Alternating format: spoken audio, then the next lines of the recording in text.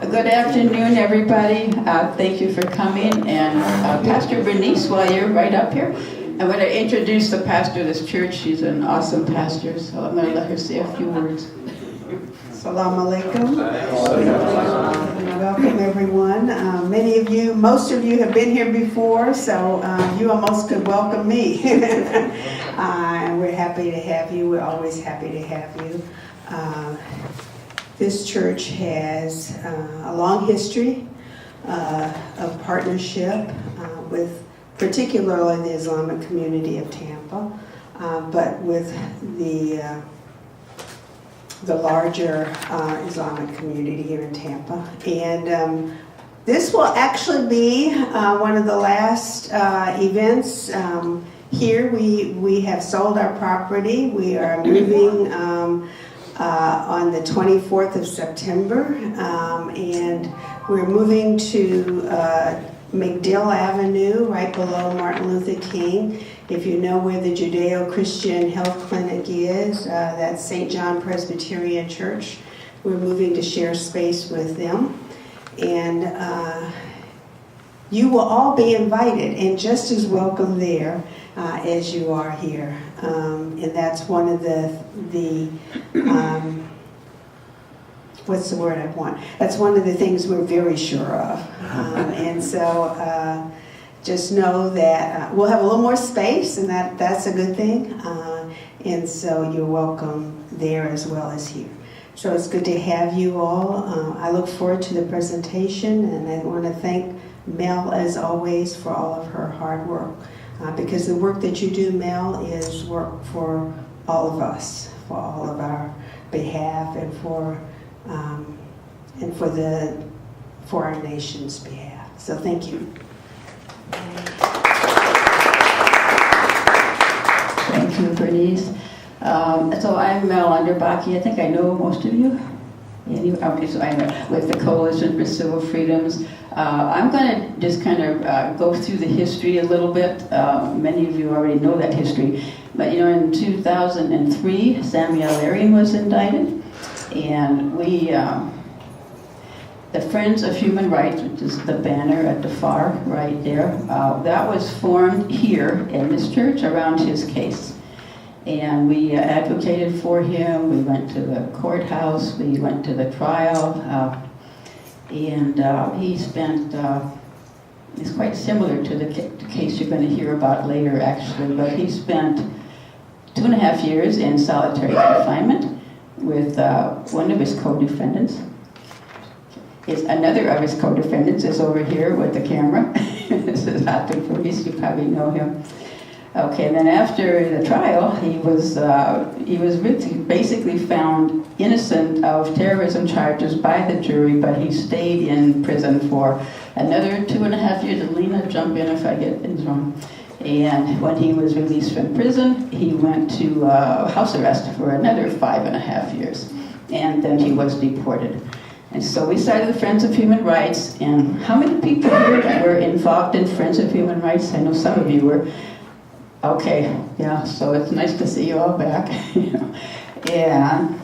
So then when Sammy was in house arrest, he gathered us all together and some other people from New York and around the country, and we started the National Coalition to Protect Civil Freedoms, and this is our banner. We thought that was a very long name. We thought that for years. And so we decided to get a nickname, so now we call ourselves a Coalition for Civil Freedoms. We have a new banner, and it's a lot easier to remember that name. And the other banner, this is a replica of the banner we had during the trial. And when we started Friends of Human Rights, we said, we're not going to say he's innocent or not. I mean, I knew he was innocent, but what we said was he needs to have a fair trial before you can convict him, because there was a lot of bias against him back then.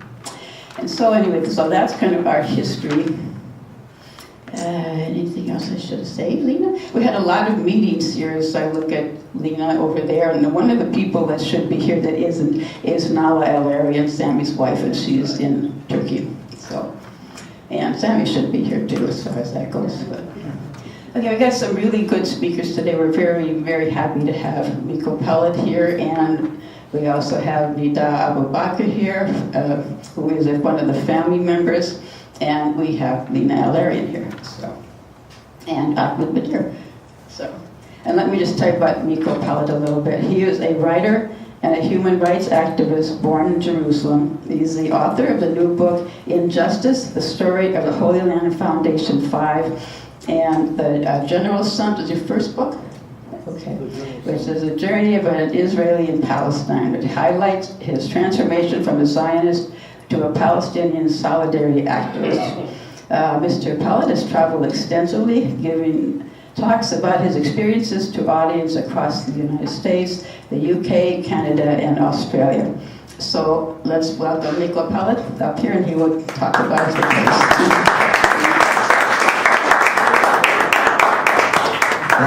Thank you, Mel. Thank you, everybody, for being here. It's great to see. Does anybody here not know about the case of the Holy Land Foundation? You don't know about it? You don't know much about it? Okay. Well, to be honest, it's a bit strange for me to be in this position because I'm in Israel. I was born and raised in Israel as an Israeli to a very Zionist family.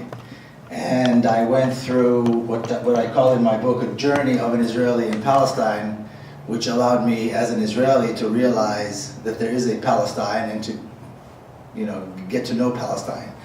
So even though as an Israeli I grew up there, I didn't know that it existed because the segregation is so deep. And even though I knew that there were Arabs there, I didn't know that there were Palestinians, and I didn't know what that meant.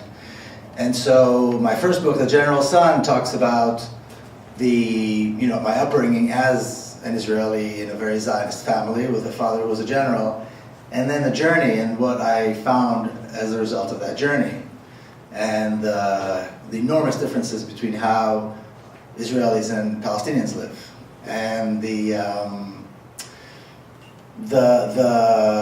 travel, the journey from the sphere of the Israeli, which is really the sphere of the privileged occupier, colonizer, to the sphere of the indigenous people of the land. That was what really this journey was about. And so I talk about that. And then having gone through that journey and discovered Palestine, I came to the conclusions, political and otherwise, that I have today. And then when the book came out in 2012, I was in Dallas, and I gave a talk. And then some of the daughters and some of the family members of the Holy Land 5 came up to me to tell me about the story. And the reaction that I had was very similar to the reaction that I've been getting from other people to whom I tell the story, which is really disbelief, absolute disbelief. And the reason so many of us have that reaction is because we live in this bubble where we think that there are civil liberties in America, and that there is a justice system in America which is fair. And the reason we live in that bubble is because many of us are white and privileged, and that's what we know.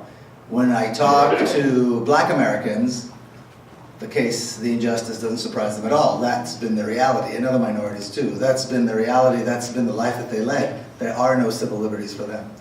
And there is no fair justice system for them. So that was an interesting discovery for me.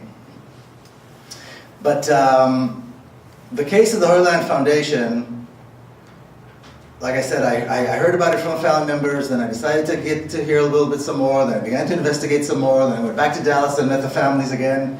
And when I decided to write the book, I had a meeting there once again to get their blessing and their permission, and I started communicating with the 5 in prison, Shukri being the first one. And so my reaction went from disbelief to this is a story that must be told to I'm going to write this book. And then I went through, it took me 5 years of investigating and visiting the prison and visiting the families and going back and meeting the families again and going back to Palestine and working and talking to people in Palestine and meeting the lawyers. And I must have read through, I know I read more than 20,000 pages of court documents and transcripts. And what I really wanted to do was put those 20,000 pages in the book. Of course, the publisher wouldn't have it. The book, you'd have to have a pickup truck to carry the book. But the reason for that is that we have to, and so we do have some of the court docs, some of the transcripts in the book, because you have to actually read what went on in the courtroom to believe that this is how things, that this is what happens in a courtroom, in a court of law. You have to read the transcripts to believe it. So the Holy Land Foundation was an organization that was put together by probably, I'm not exaggerating, the finest human beings, the finest men, the finest people you'll ever meet. All of them were touched, obviously, as Palestinians by the Palestinian tragedy. Ended up in America, raised families, wonderful families, had businesses, and then decided to dedicate themselves to giving back. And the Holy Land Foundation was how they did that. And it was also a vehicle for other Muslims in the larger Muslim and Arab community through which they could give back if they wanted to support Palestine. Now, the Holy Land Foundation as an organization grew rather quickly. It had a stellar reputation. Every time they were graded by the different agencies that grade relief organizations, they got the highest ratings. They were honest, they were caring, they did a good job, and they were quite generous in that they weren't only helping Palestinians, but they were available when there was tornadoes, natural disasters around the U.S., 9/11, the Oklahoma City bombing. They were there to provide whatever relief that they could. They went overseas when there were earthquakes and so forth, helped with refugees around the world, but certainly their focus was Palestine. And the more the reputation was, the more was obvious that the reputation was stellar, the more they were doing a good job. In a way, unbeknownst to them, they were, in many ways, digging their own grave. And the reason for that is because the reality here in the United States is that anything that is Palestinian has to be somehow related to terrorism, especially if it's out in the public eye. So try to find a place to produce a Palestinian play. Ghassan Kanafani, for example. Some of you may recall a few years ago there was an attempt to display children's art from Gaza. Couldn't find a place. Everything is terrorism. Whatever is Palestinian is always terrorism. Yeah. Certainly if you talk about politics, about BDS, about Palestinian resistance, it's all terrorism.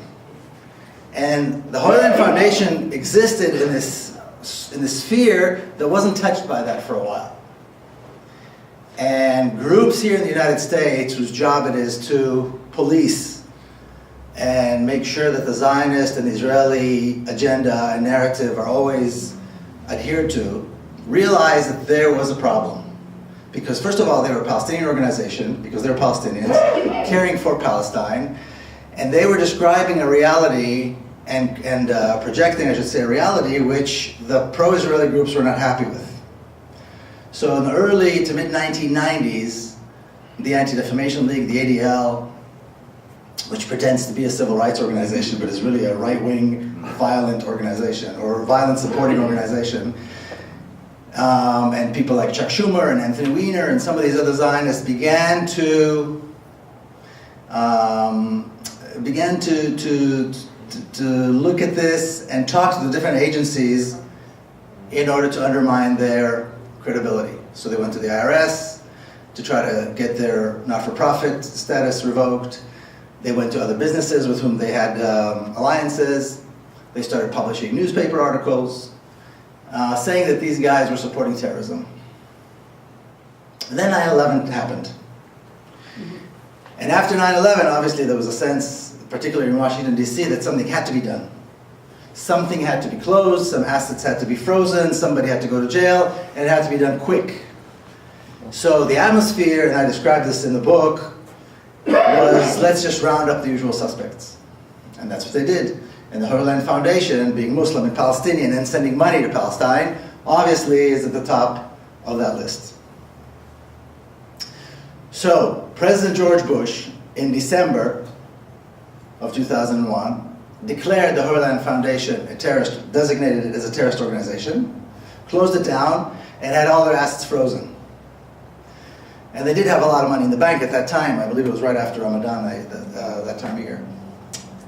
Now, when I spoke to the lawyers about this, to hear like the details, the legal details, one of the things that surprised them and surprised me as I heard it was that Shukri Ghassan, the guys that were involved closely with the organization, were not really worried.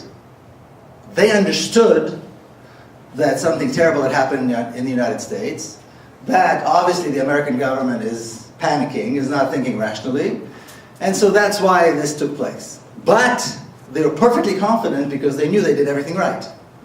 And they had every faith that when in America, if you do everything right, you're going to be okay. So they had all their papers in order. Every dime was accounted for. You could tell, you could trace every dime, where it came from, where it went. They worked only with organizations that were vetted by the CIA and vetted by the State Department and were approved and were credible. They knew everything was fine. So they sued the government. That's what we do. We have the ability to sue the government when the government acts arbitrarily. And they hired good lawyers and they brought in a solid body of evidence to show everything that they did was fine, was above board and legal. The government had what they call an administrative record, which is a file in which the government presents its case. And what the government had in that folder were newspaper articles, some documents faxed over by the government of Israel, nothing notarized, no statements under oath, and some statements by people who said that Shukri and some of the others were members of Hamas or something. So you had, on the one side, a body of evidence making it absolutely clear that Holy Land Foundation was a stellar, honest, above-board organization, and you have the government claiming, really, with very little evidence otherwise. The judge threw out the case and threw out all the evidence. And I remember when the lawyers told me the story, I said, the judge can just do that? Well, she did. Now, besides being problematic, about, that the judge can do something like this, in the administrative folder that the government presented, there was a statement by a gentleman by the name of Mohammed Anati, who I met in Jerusalem. He used to be the Jerusalem manager for the Holy Land Foundation. And they had a statement that was sent over by the Israeli police saying that he actually said, while he was interrogated by the Israelis, that they actually did give some money to Hamas. Well, that's problematic. Now, he was arrested by the Israelis, so the lawyers here contacted his lawyer in Jerusalem, Leah Tzemel, who's a well-known human rights defender. She's been doing this for many, many years. And he said no such thing. I have all of his statements, and I saw his statements at her office too. I have all of his statements. He never said anything like this. So she sent over the documents. Here the legal team had it translated, had the documents translated, notarized, under oath, and he said the exact opposite. But the right translation was in the evidence that the judge threw out. The false document was in the government's administrative record, which was allowed in. And then they went to appeal. And the appellate court said, well, the judge perhaps should not have done this. However, and when the appellate court said, however, that's when the lawyers realized something is definitely wrong here. Because these men obviously did nothing wrong. However, this is not a normal case. This is a case of national security, and therefore, the appellate court allowed the lower court's decision to stay. And that was, I think, a serious realization for the lawyers, particularly that something in America had changed considerably. Yeah. That if you have a client who's an Arab, who's a Muslim, who's a Palestinian, they're not going to get a fair shot. They're not going to get a fair trial. Then they heard that there was a criminal case, that there was preparing a criminal case, and they thought, but there's no crime. What's a criminal case? So the government created a story that, when I'll share that story with you. It's quite absurd, but when you read how the story is presented in a court of law, you don't know if you want to laugh or cry. It is that absurd. So they said the following. They said, well, they actually didn't give money to a terrorist organization directly. They did not give money to Hamas. Well, they couldn't, that was established. However, they worked with organizations in Palestine that were controlled by Hamas. And these were local charity relief organizations, excuse me, who were vetted by the CIA and vetted by the State Department The US government worked with those organizations. Every other international relief organization worked with these local Palestinian charities. And to prove that these charities were controlled by Hamas, the prosecution brought in thousands of documents by the government of Israel, faxed over, no dates, no authenticity, no way to authenticate these documents if they're true or not, where they came from, and 2 expert witnesses who were agents of the Israeli secret police. One was secret police and one was military intelligence, who testified anonymously, which was a clear violation of the Constitution. It is unconstitutional. It was the first time in the history of the United States that a judge allowed it and got away with it. And these 2 guys were presented with the facts. And when you read the questioning by the lawyers of these guys, they tore them apart. They didn't know anything about these organizations. They never visited their offices. They did not know who their board members were. They could not point to a single person within these organizations that had anything to do with Hamas. But they said, and I remember hearing this statement from the families at the very, very beginning, but they said, we don't need all this proof because we can smell Hamas. Now, this was a statement that was made in a court of law. This was made in a court of law. This was taken seriously in a court, in a criminal case. We can smell Hamas. We can smell Hamas. Now, the way the government presented this, I mean, you have to think about it. How do you take a relief organization dedicated to charity, dedicated to helping orphans and refugees and so forth, and twist it around and turn it into a terrorism case? I mean, somebody had to sit in a room and be very creative. It's not something that comes to mind immediately. And what they did was this. Holy Land Foundation had a orphans program supporting orphans in Palestine. So they said, well, supporting these orphans, that's supporting terrorism. Not only is it supporting terrorism, encouraging terrorism. And this was said by PhDs, people who sit in think tanks in Washington, D.C. and advise the president. Professional, full-time terrorism experts who also get $200 an hour for testifying. And they said, well, providing relief for these orphans is not just supporting terrorism, it's encouraging terrorism. Why? Because why are they orphans? Obviously their parents must have been terrorists. So the defense team took the list of the orphans, checked the cause of death of the parent, of the father, and had nothing to do with terrorism. Accidents, natural death. There were no cases where there was any terrorism involved. I went the other way. I checked during the years that there were suicide missions, Palestinians were participating in suicide missions. There are around 290, 300 cases. I took a look at the actual Palestinians who took part in these missions. None of them had children.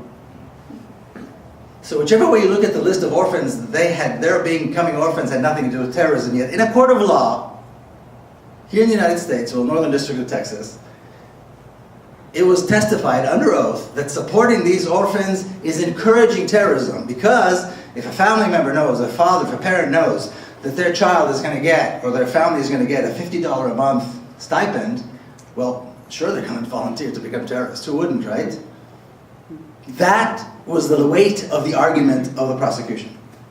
So the first trial ended with no convictions. Mistrial. The second trial was even more lenient to the prosecution than the first. Allowed in, I just had an interview with Ralph Nader, and he said it sounded like the second judge was a hanging judge. Well, the first judge was a hanging judge too, but the second judge was even more so.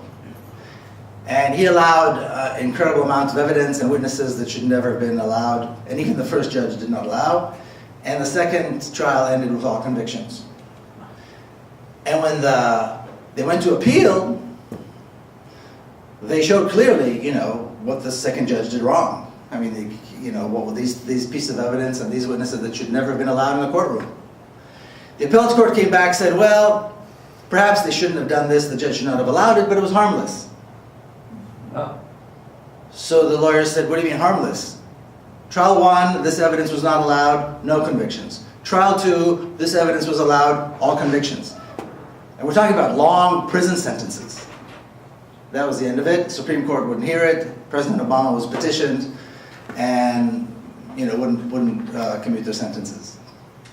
Now, so that's really where this stands today. But this notion that this is happening here in the United States is horribly shocking. I think what needs to be understood, though, that the only reason this case was even brought to trial, the only reason these men were accused of anything, and this is true for Sami Al-Arian, and this is true for many of these cases, is only because they're Palestinians and they're Muslims. Yeah.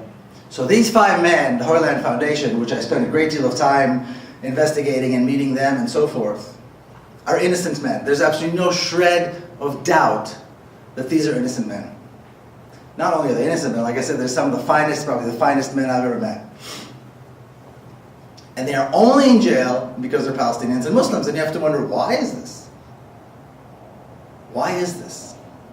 It's because the Israeli lobby and groups here in the United States that support the state of Israel, the Zionist groups here in the United States, they have a level of intervention, a level of influence that can take to a point where you can take 5 innocent men and throw them into federal prison with very long prison sentences. Very, very long prison sentences. And that is the issue, I think, that Americans need to be aware of. Now, we pay $4 billion a year of taxpayers' money in foreign aid to Israel, which is bad enough. Why is this happening here? You could say, well, Israel kicks out Palestinians, it treats them very bad, it puts them in jail, fine. But these men are already out, they're here, they're in America, they're not in Israel, they're not in Palestine anymore. They were kicked out, they're not going back, their families are here.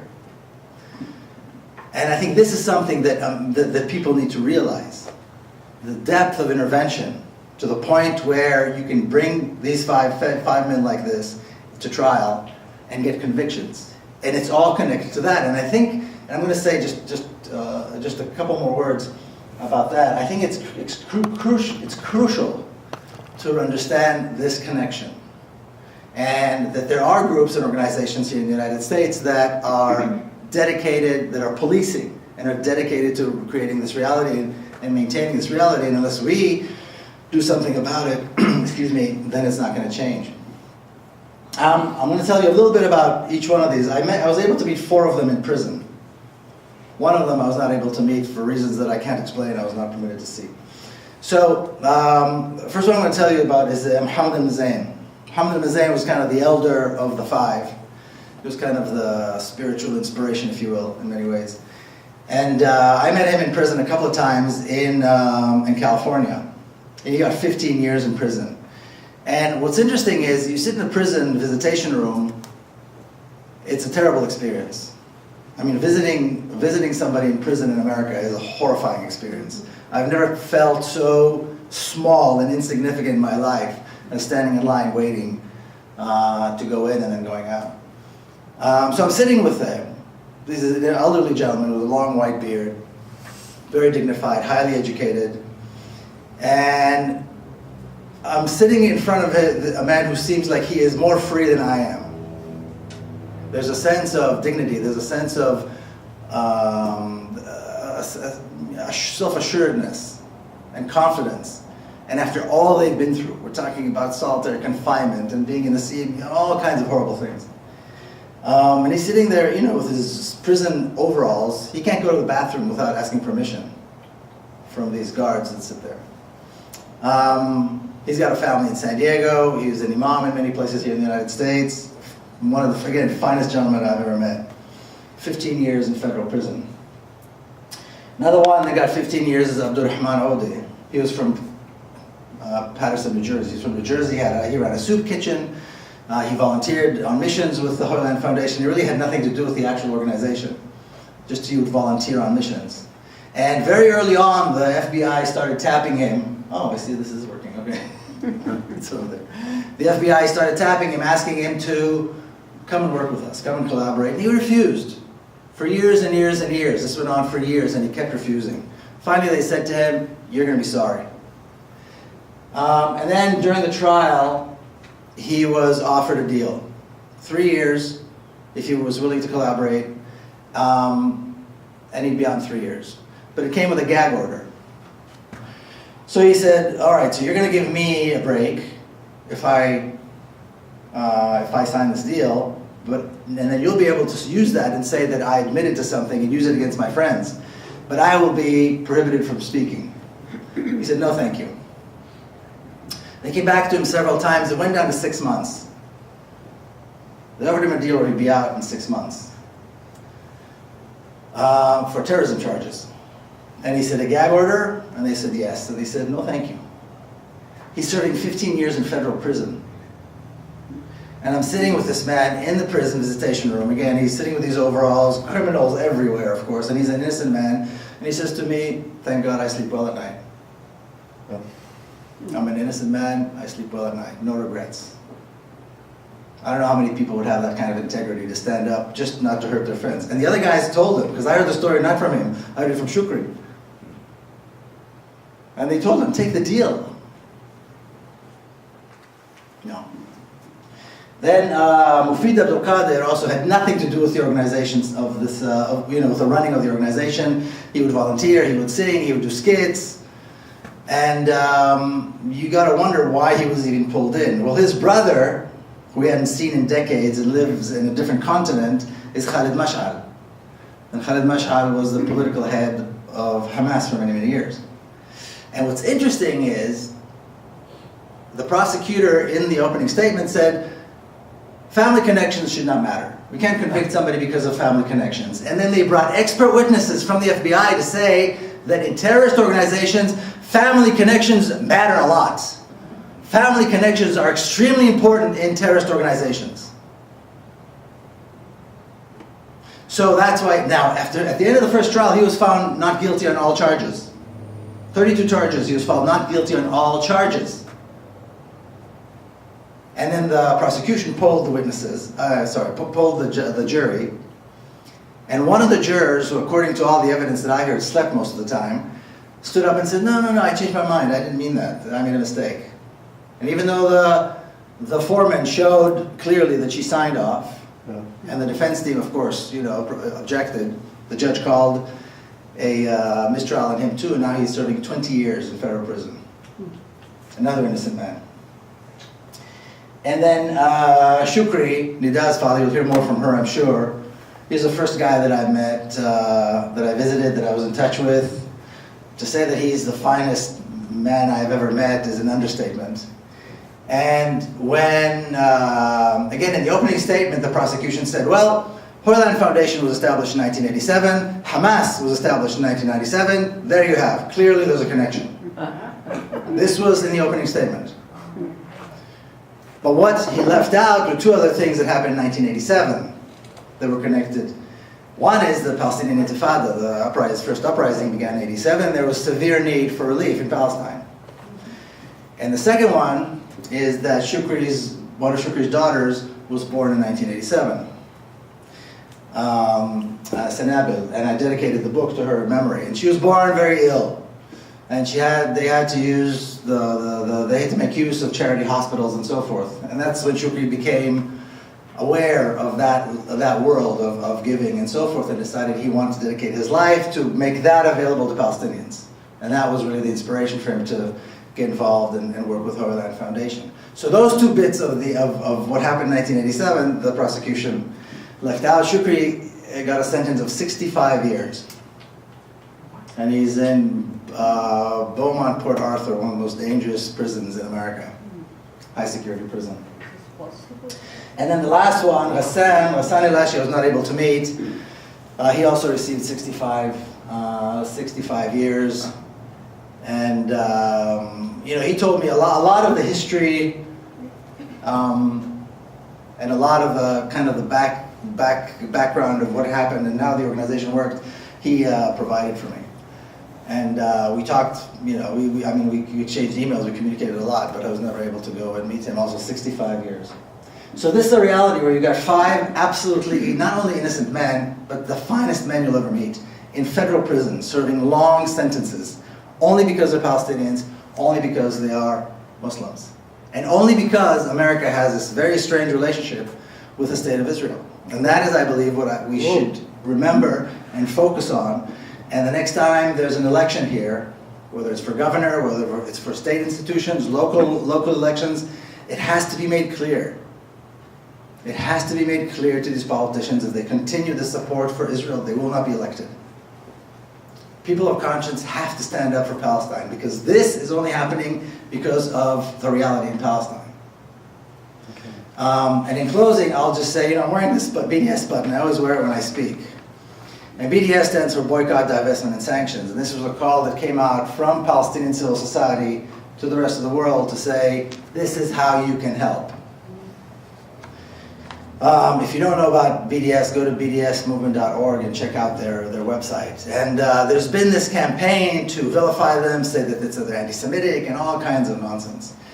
And I think that it's important for all of us to see these 5 men and the reality in which they live.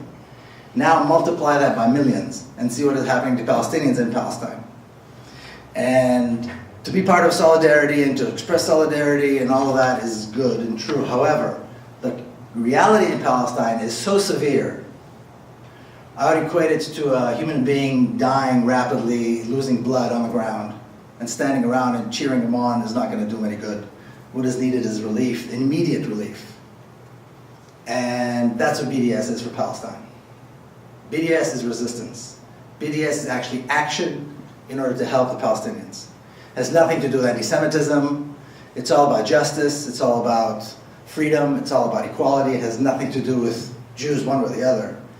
And I would encourage all of you to get involved, as it seems like this is an activist group anyway, to get involved with this and talk to your neighbors and talk to your family members and make it clear that this is very, very important, and that a just Palestine and a free Palestine is how we're going to get a just and a free reality for these guys as well and everybody else here. So thank you all very, very much.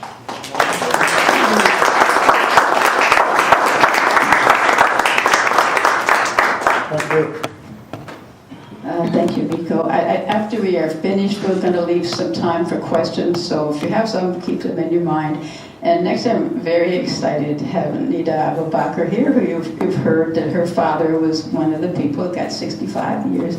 And she's an amazing person. She's been advocating for her family and speaks around the country. And so we're glad she's here in Tampa.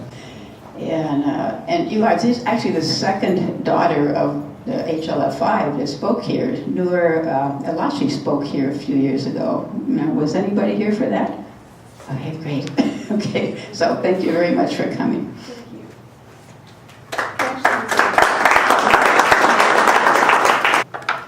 Good afternoon, everyone. I just want to thank CCF, first of all, for bringing me here. They've been wonderful helping the families and supporting us and bringing us together every single year, meeting each other and talking to each other, knowing that we're not the only ones going through this.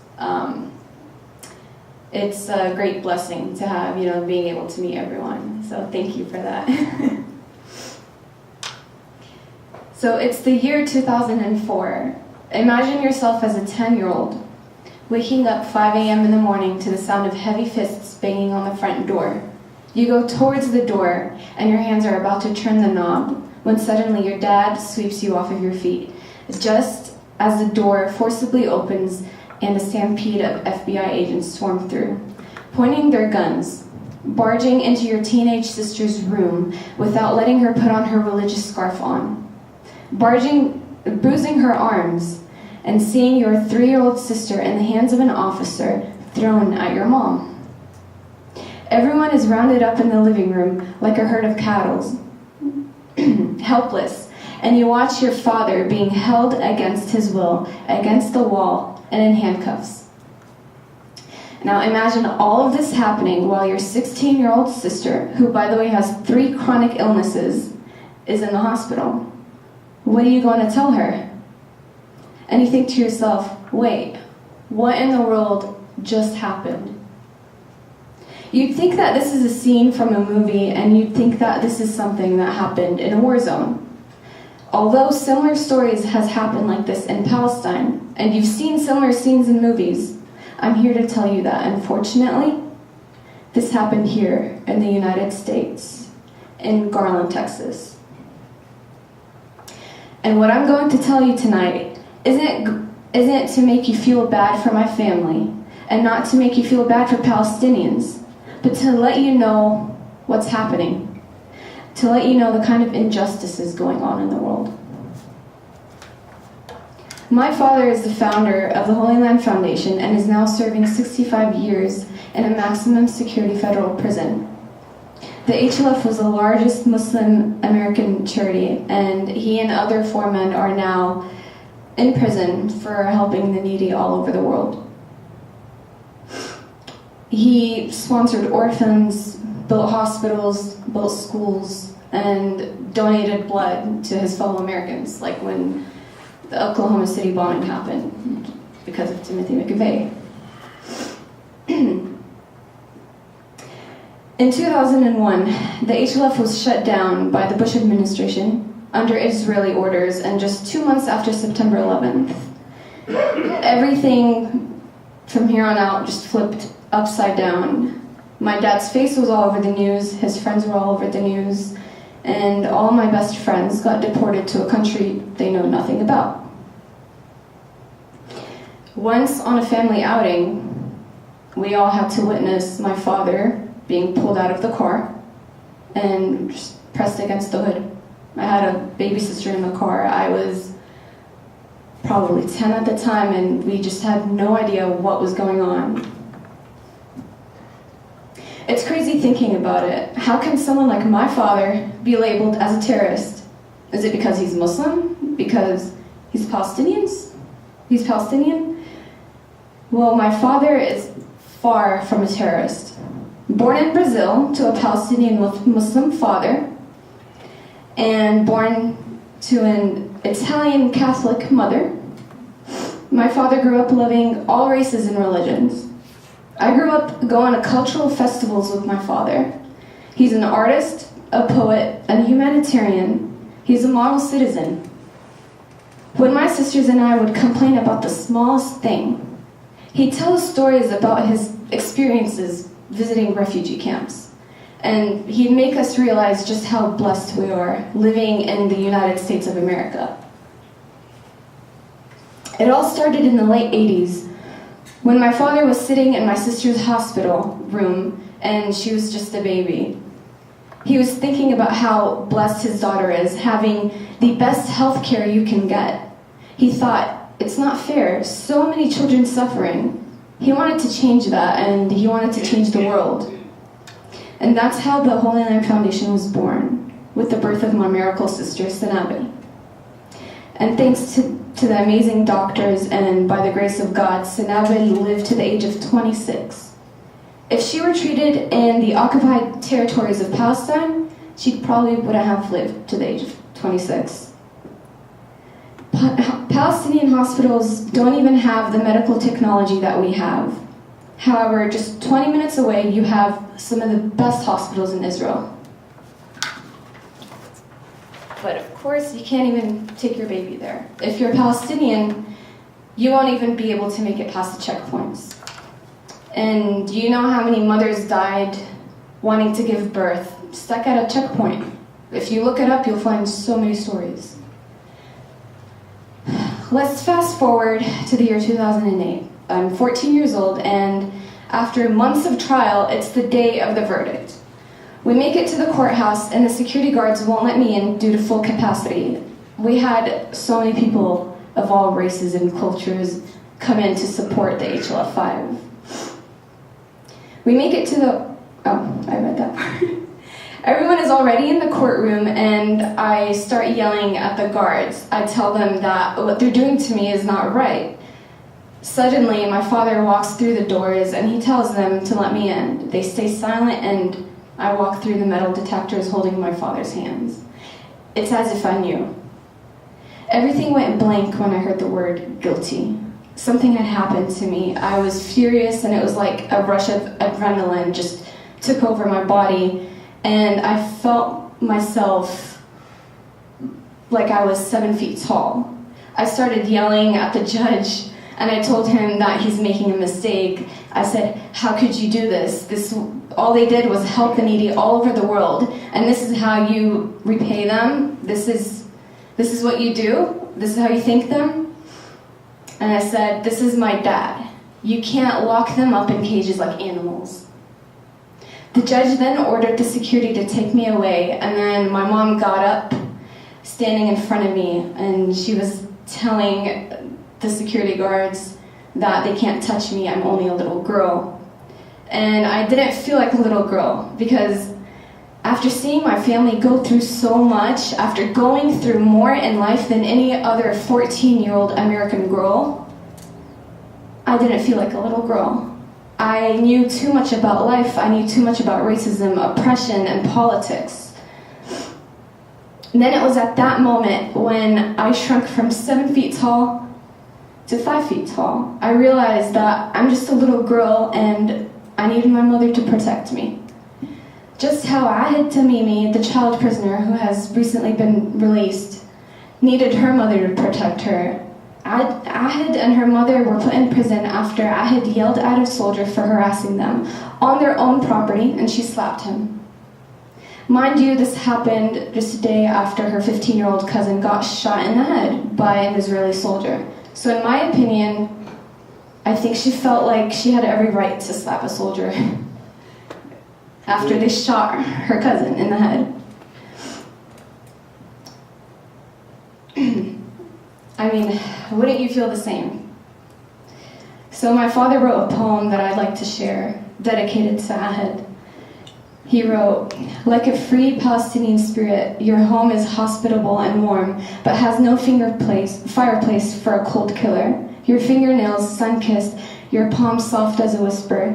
But you did it, girl. You slapped a lethal weapon right in the face. Your lips breathless over a million unheard cries, so rouse the world, make it listen, make it rise. Stand face to face and slap it right in the face. Your green eyes, what they see or desire, but a white drawn to descend upon the nation's dream set on fire. So girl, strip the arsonist of his undue grace, and yes, princess, with your bare hands slap him right in the face. You're noble from head to toe, daughter of the mountains, so bring your oppressor down on his armored knees and slap him hard, slap him right in the face. Slap him every time his psycho boots stepped into your peace of mind. So slap him every time his tanks rolled over your tender footmarks. Slap him every time his smoke outsmelled the wild sage in your yard. And slap him, daughter of the land, slap him every time he stole dirt from your great-grandmother's grave. Slap him every time he left an olive tree butchered in your neighbor's grove. Slap him every time he demanded respect for his loaded gun. Slap him for your cousin, for all the young bones punctuated with bullets. And your highness, with your wrist besieged in cuffs as cruel as my own, slap him not once, not twice, but thrice, for every time he thought that at the sight of coming invaders, red-headed Palestine will simply run away.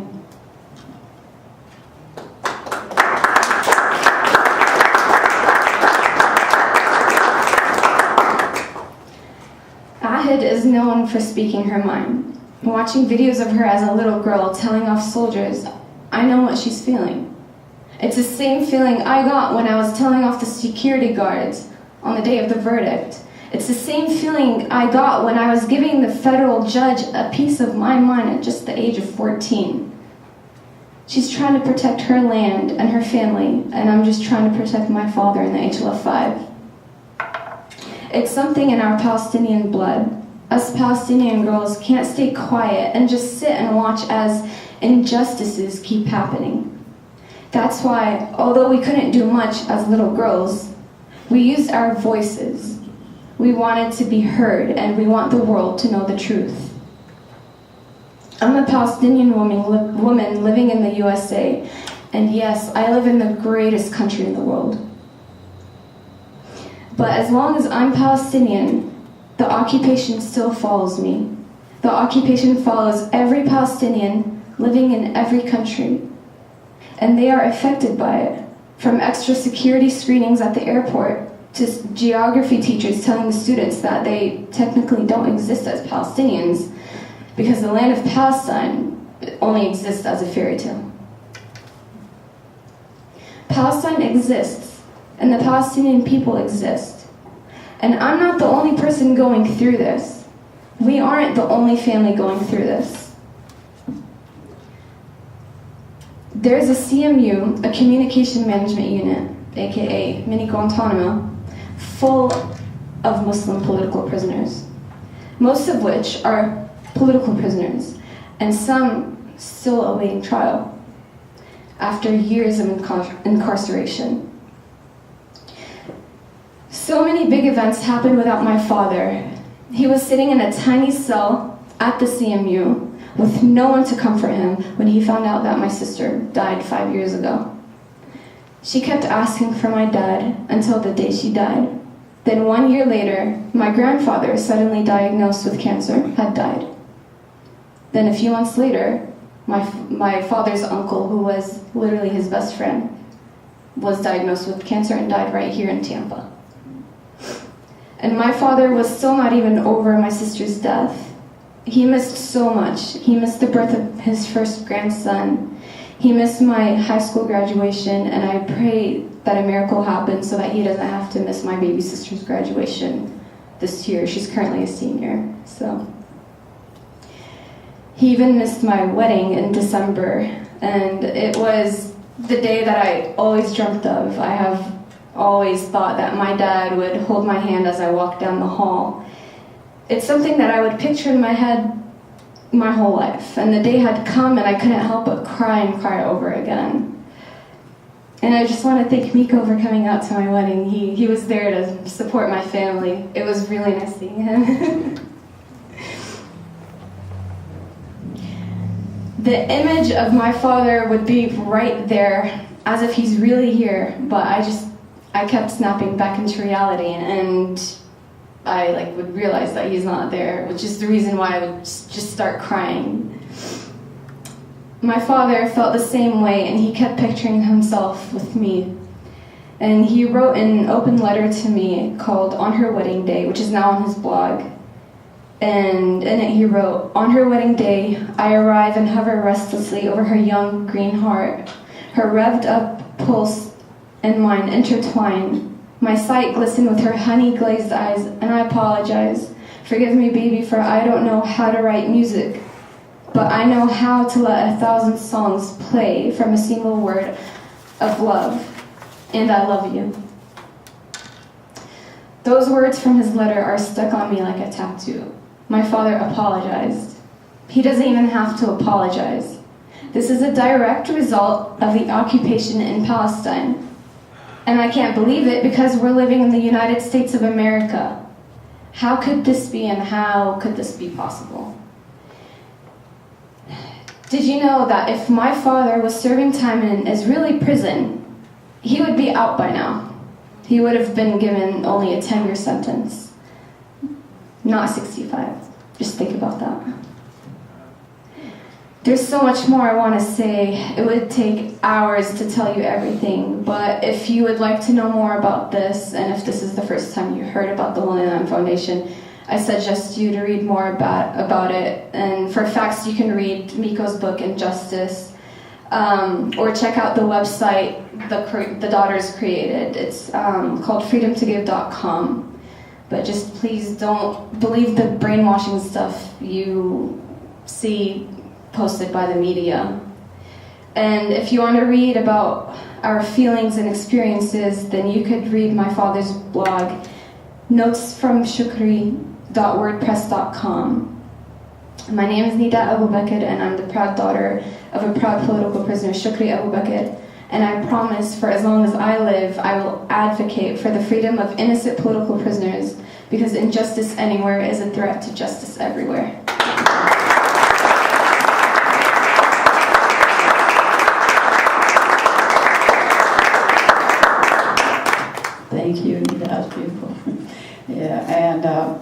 want to introduce somebody who needs no introduction here in Tampa. It's Lena L. Arian, and many of you I'm sure know her, and we're really happy to have her here, and she should be living here all the time. When I come back.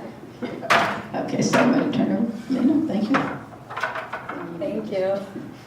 It's nice to see everybody again. Many of you know me as the daughter of a former political prisoner. I was getting very emotional listening to you because it very much mirrored my own life and my existence. I was 9 years old when our house was first raided in 1994. I remember the FBI agents were there all day. My uncle picked me up from school that day, and typically to get to his apartment you can cross through our street, but he chose to take the long way, and I was very curious, why did that happen? It was getting late, we were at his place, why can't we go home? I want to go home. I came back and our house was a mess and everything was turned upside down, and I said, what happened? And my mom said we had a roach infestation. So and I believed it because it was Florida. But anyway, here we are, and it's nice to be back in Tampa after a couple of years not being here, seeing old friends. It's also very meaningful to be here, having worked with the Coalition for Civil Freedoms for the last couple of years, because Tampa represents, to me anyway, one of the very few victories in these post 9/11 terrorism cases, and for all of us here who work on these issues. So thank you for coming out to learn more about them and supporting this important issue. And I want to just say that this was more than a victory for my family. It was absolutely a victory for the community. Many of you here were directly involved in the campaign, and I believe this is what makes Tampa such a unique case. And in my father's case, and Brother Hatem here, who was his co-defendant, have such a unique outcome than many of these other tragic cases. And it's sort of why, and I worked, I rose my hand when Mel asked who worked with Friends of Human Rights. We were working together, organizing, and that's out of this was how the Coalition for Civil Freedoms was born, is to help advocate on behalf of these families who have nobody else to advocate for them, because the lawyers, of course, lawyer, but all their work is in the courtroom. Now, what happens to them outside of the courtroom? I was there. I know what it's like to feel alone, to feel helpless, to have to defend yourself against media onslaught. And so the coalition, I believe, fills this very important void. How to advocate on behalf of the family, on behalf of the prisoners, establishing a relationship with the prisoners. There are many, many Muslim organizations that are even too afraid to speak to the prisoners, to pick up. We get prisoners emailing us, telling us CARE hung up in their faces. It won't take their calls. Of course, CARE plays an important role, but they just, on these issues, many people are intimidated.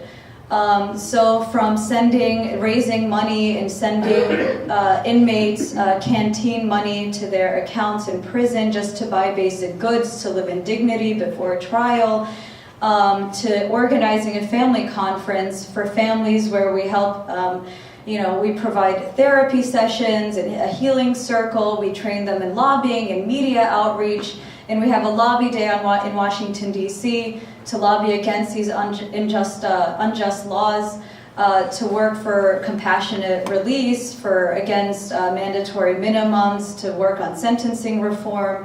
So really we believe change comes at home, and we have to fight and empower families.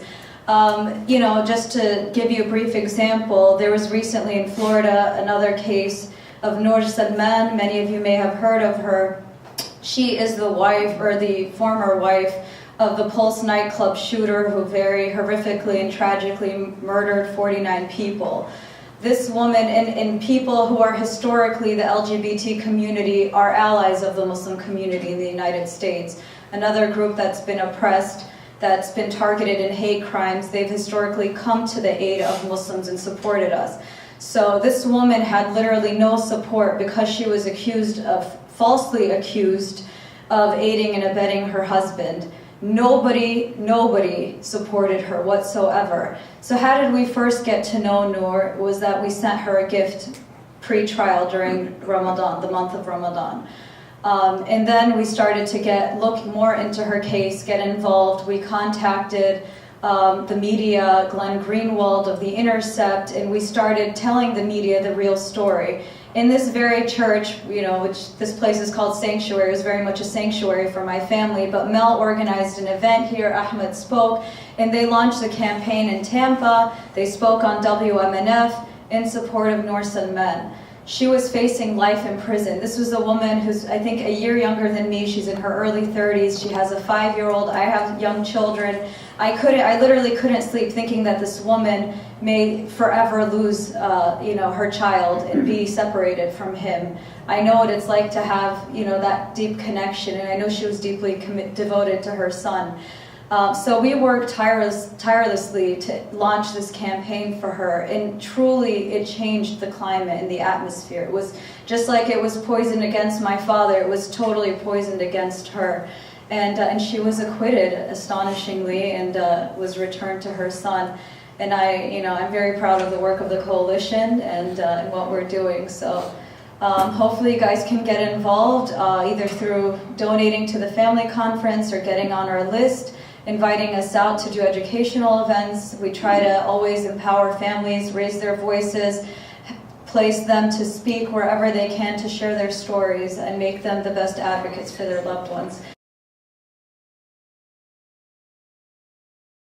So I'll turn it over to Ahmed. He was also one of the volunteers and really devoted several hours, maybe tens and tens of hours to Norsen Men's case and a longtime ally. Come here, because I want to stop talking.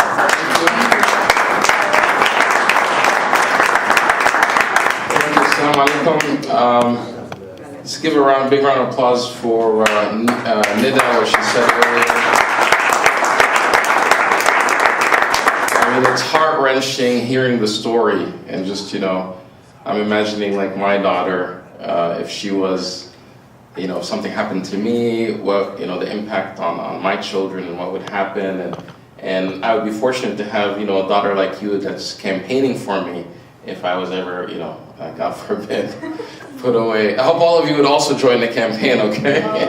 And of course, Miko, our ally, that's, taking a very unpopular position within his own, ethnic community, racial community, his national identity, something completely against the grain.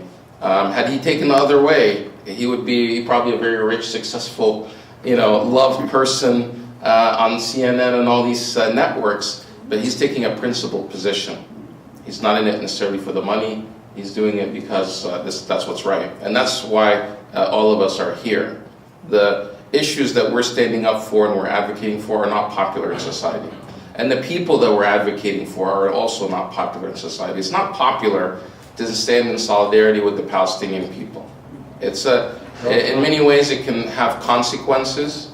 If you're a church leader, it could have consequences on your church. People may leave. If you have a job, you may get fired. If you're an elected official, you may have to give up your position. If you read the book of Paul Findlay, Silent No More, he describes how he was in office for so long in Illinois as a Republican, and because at one point he made one comment or one statement or took a position that was not in full support of AIPAC, they, went after him.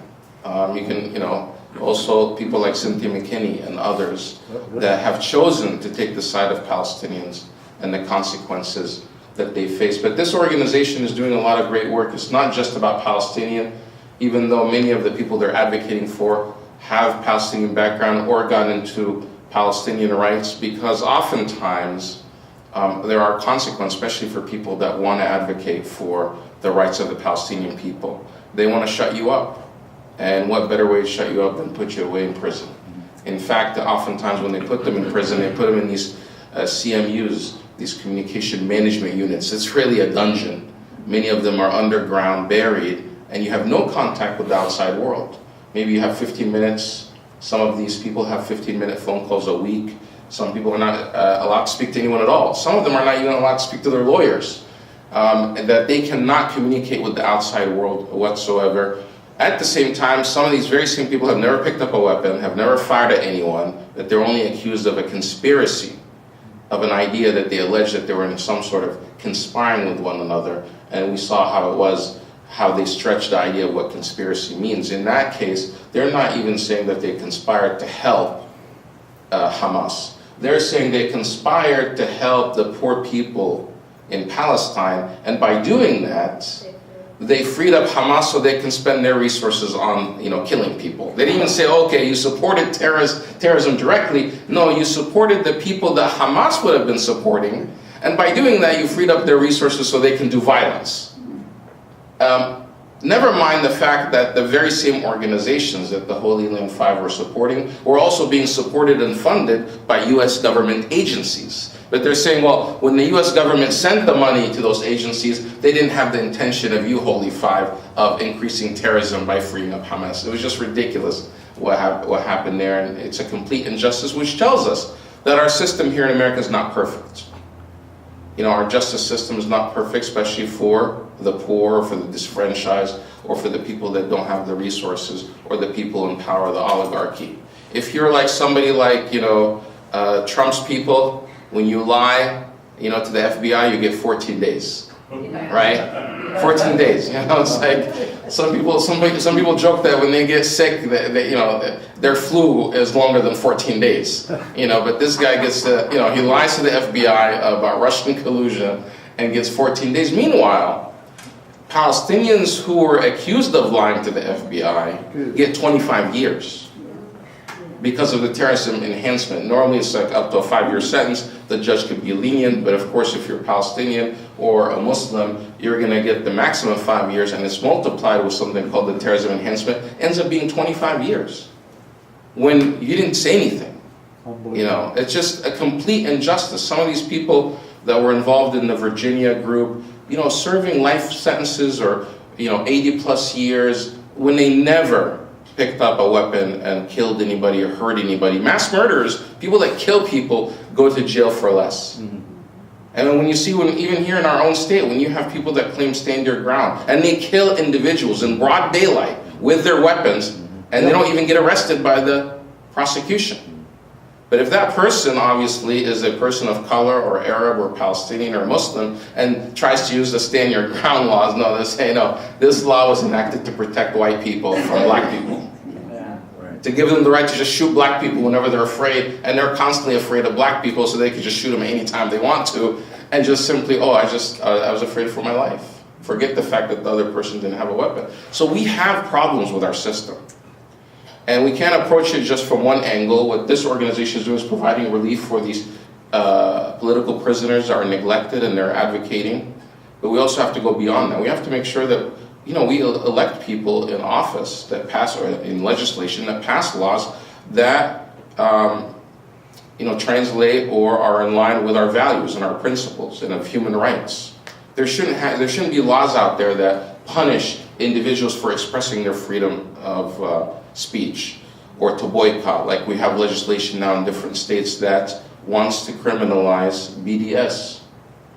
Basically saying if you want to boycott a product or a company, that you're going to be criminalized.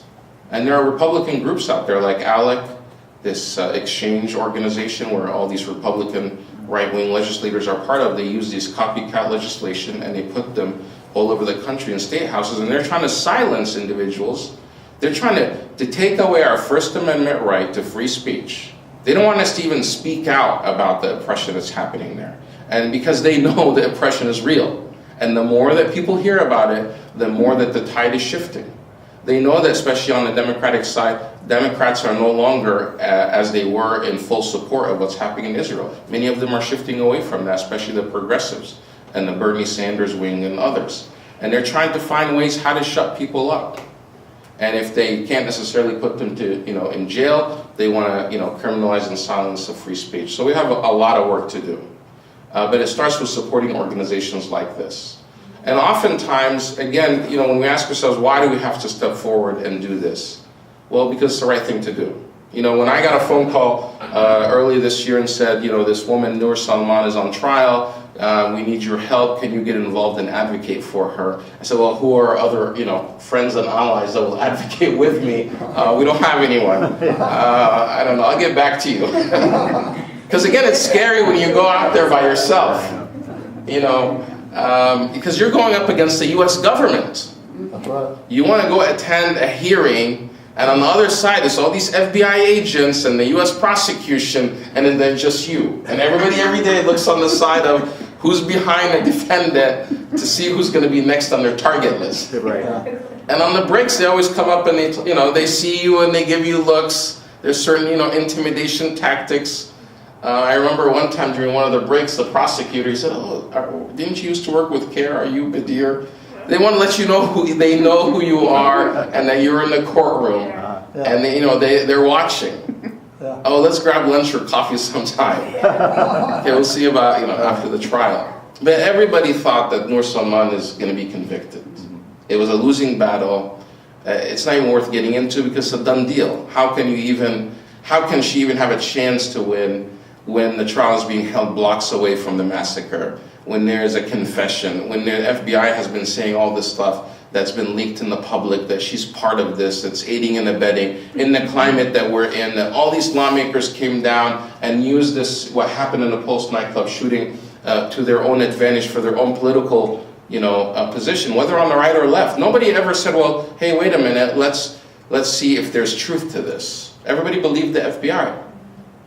And, after speaking to the lawyers and stuff, there was problems with the story. And we said, you know what, we're going to stand with this woman. And we took a risk. The few of us that went out there.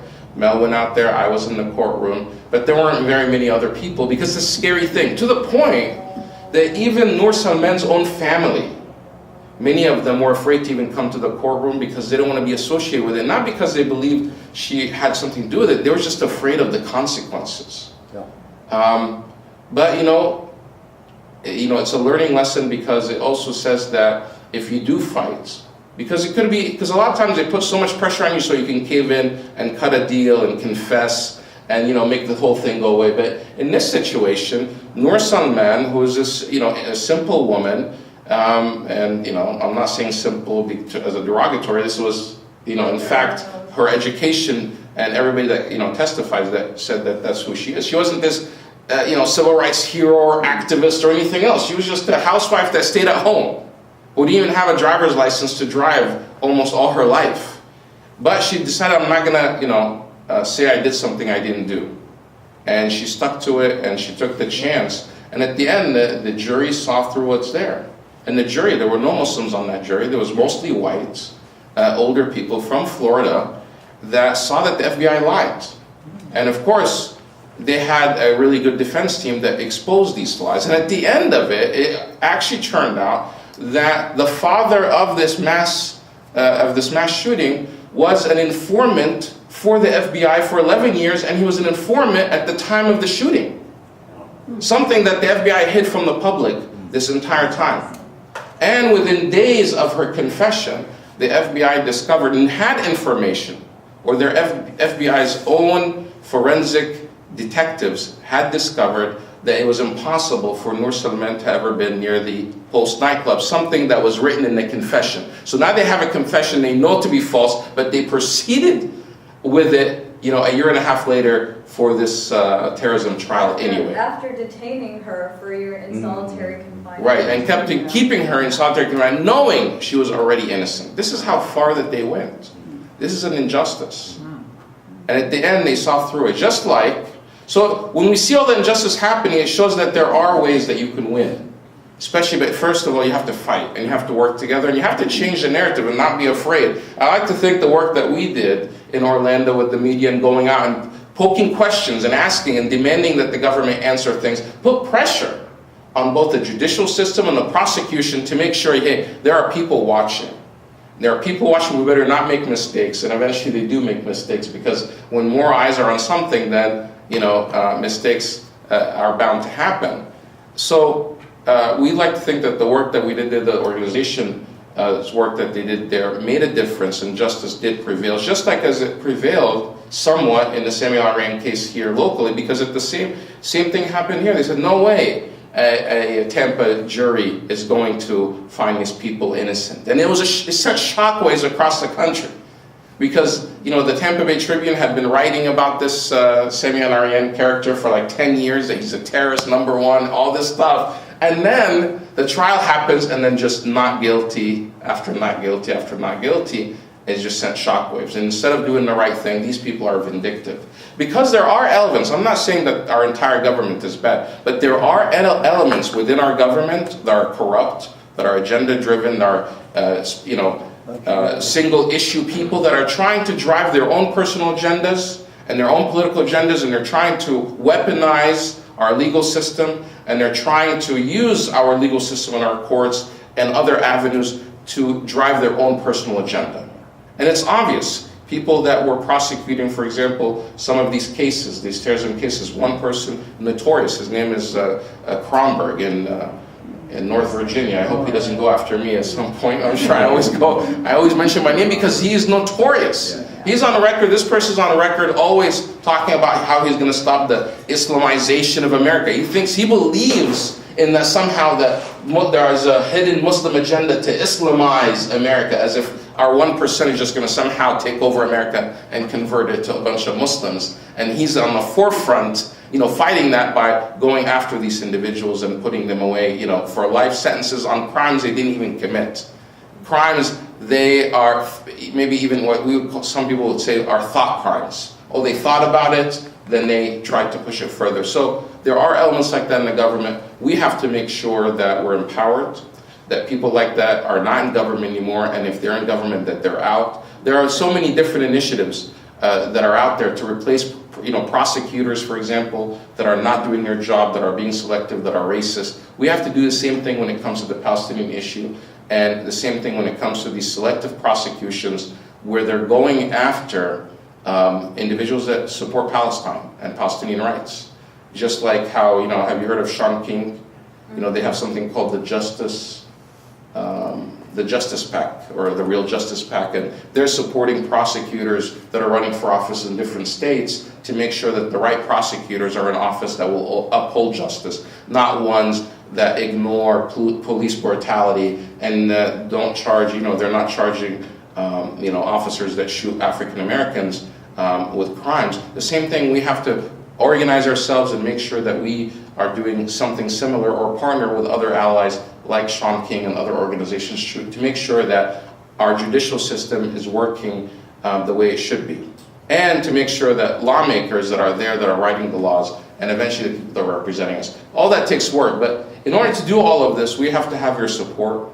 The coalition is doing a lot of great work. Like Nida was saying, every year they're holding a family retreat where they're bringing these individuals that really have nowhere else to talk about the issues that they're going through, the tragedies that they've been through. So they unite the families every year. They have a conference that's coming up in October, and they need funding for it. So if you want to support this effort, it costs money as well.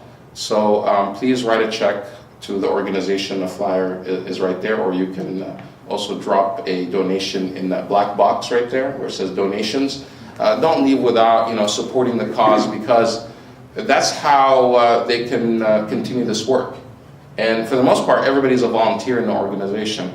If things are done the right way and we're really supporting it, it can be a powerhouse. We would have so many they would have so many full-time staff members that can be advocating on these cases. But because of the limited resources, they're just volunteers now. And for the most part, people like Mel and Lena are traveling on their own dime, covering this because they believe in it and they're trying to do whatever they can. To the point, just to finish up, when Noor Salman was going to trial, she didn't have any of her clothes to wear in trial. And of course in trial you have to look somewhat presentable.